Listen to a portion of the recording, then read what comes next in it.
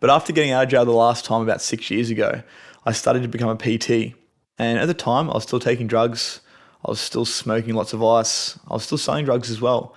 And I was also coaching people to become better versions of themselves. So obviously there was a misalignment there. And this is when I started to experience imposter syndrome for the first time. Legends, what is up? Welcome to another episode of the INTOCHANGE podcast. And today, unfortunately, I'm sorry, but you're stuck with me. It can't be too bad, right? So today I want to talk to you about a topic which most people will experience at some point in their life, probably even more than at one point or another.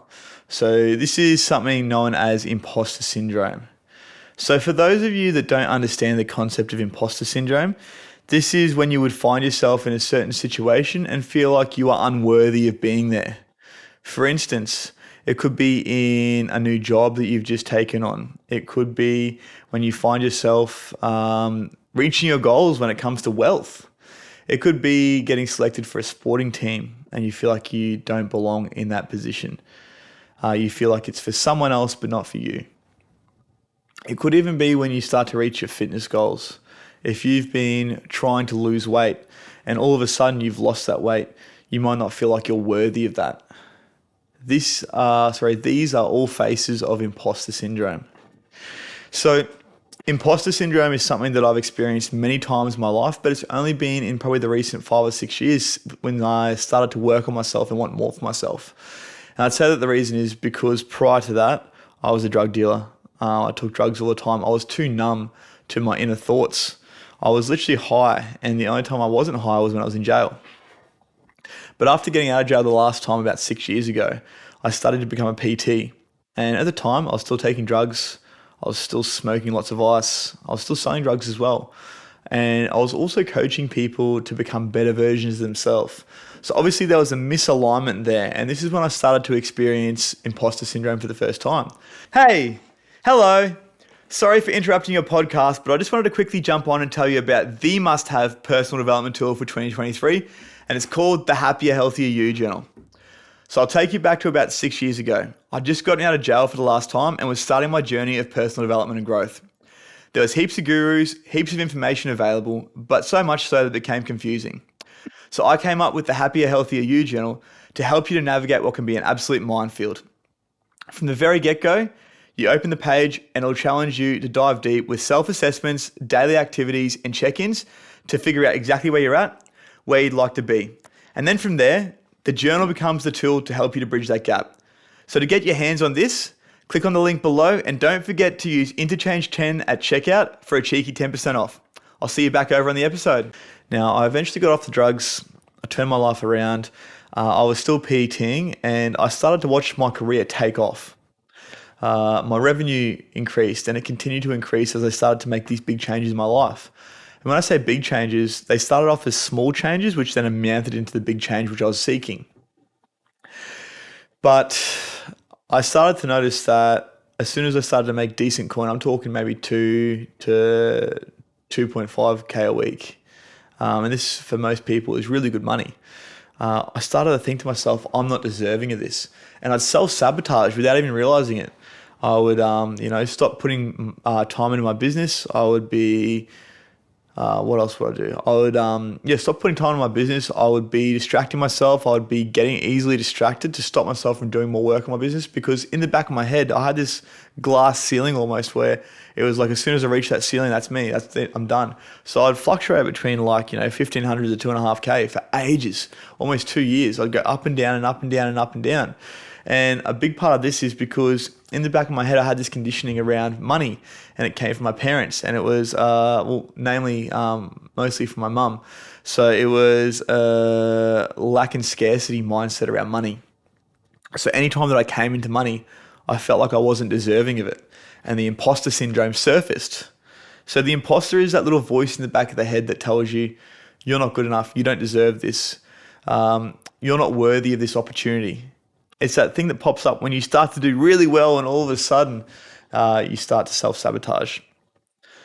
So before we go any further, I'm sure that you guys can probably recognize where this might come up for you in your life. So I want you to think about the times when imposter syndrome has popped up for you.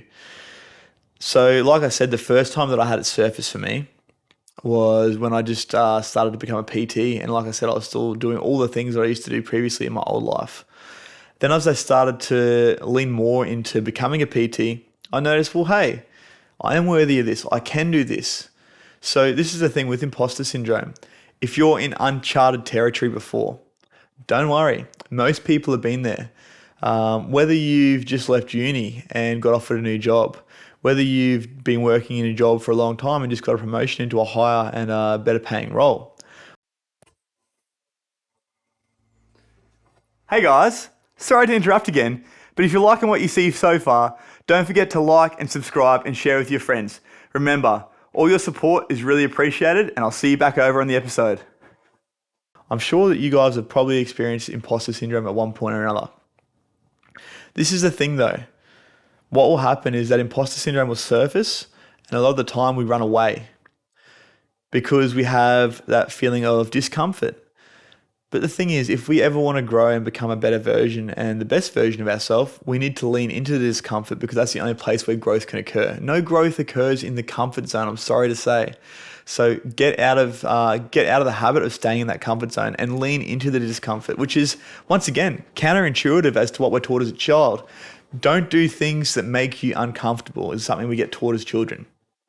That's probably the worst thing that a parent could ever teach his child, because what you're pretty much doing is giving him a glass ceiling or her a glass ceiling and stopping him or her from growing. Because like I said, the only place that growth can occur is in that discomfort zone. And that's when the imposter syndrome shows its face. And like I said, most of the time we'll run away.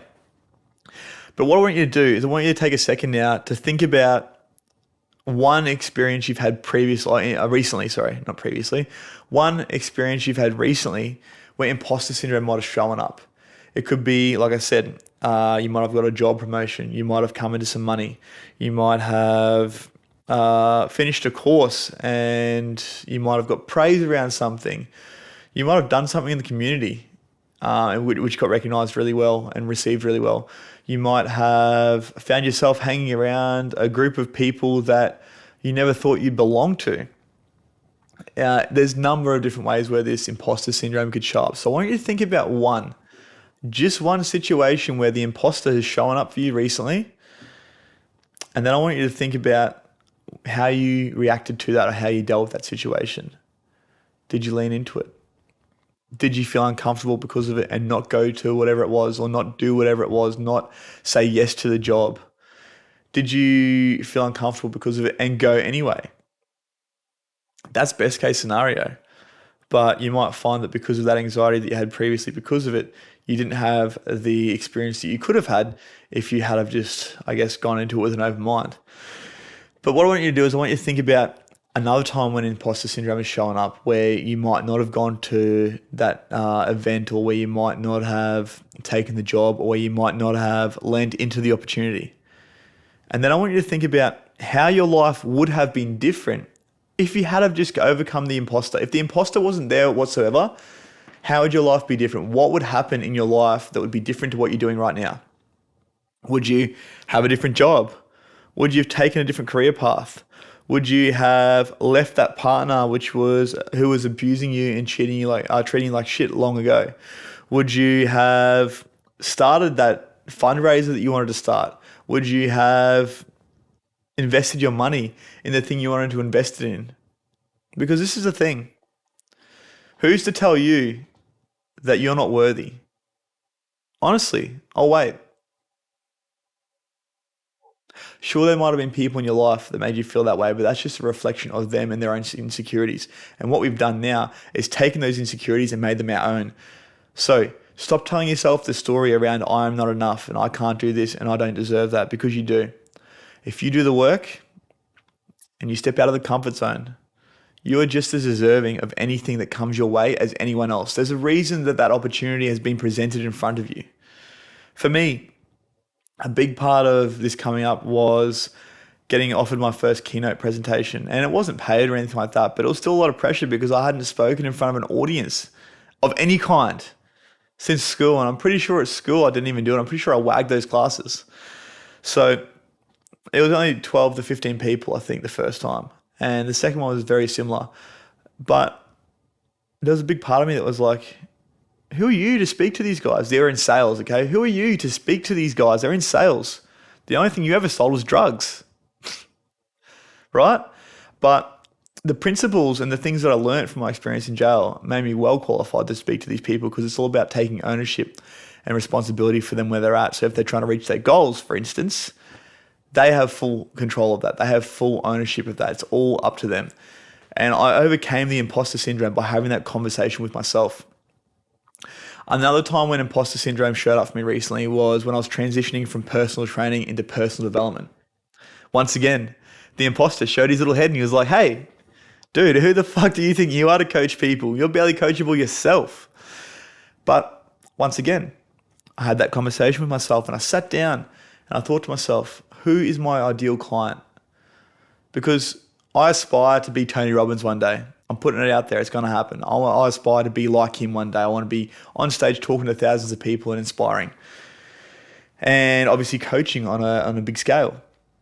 And in my head, I'm like, I am not qualified for that right now. But to coach people one-on-one, to help them with personal development, once again, I heard this quote, I think it was Ed Milet, a friend of mine sent me one of his podcasts, and something he said was that you are most qualified to coach who you were 2 years ago. You are most qualified to coach the person you were 2 years ago. And that stuck with me. And anytime that I have that imposter syndrome pop up around something like that, so, coaching people, speaking to people, all that sort of stuff, it shows me that I am worthy, because my ideal audience, my ideal client, the people I'm trying to talk to and the people I want this message to get through to are the people or the person that I was 2 years ago. The person that was heavily abusing drugs, the person that was looking for any other way of external validation, womanizing, gambling, drinking alcohol, all these things to make me feel good because I didn't feel good enough with myself. But when I started to realize that, hey, I can feel good without these things and these things no longer have power, they lost their power. But that's when the imposter syndrome really started to surface for me, because I didn't have these things to mask it anymore. And this is something that most people will live with on a day-to-day basis, especially if you're in a high-performing job and don't come from a high-performing background. Remember, where you're at right now is exactly where you're meant to be. And any opportunities or any offers that you have are there for a reason. So it's up to you. Knowing that now, knowing that the imposter is something that everyone deals with, okay? And don't sit there and say that you've never had imposter syndrome pop up in your head, because I fucking know you have.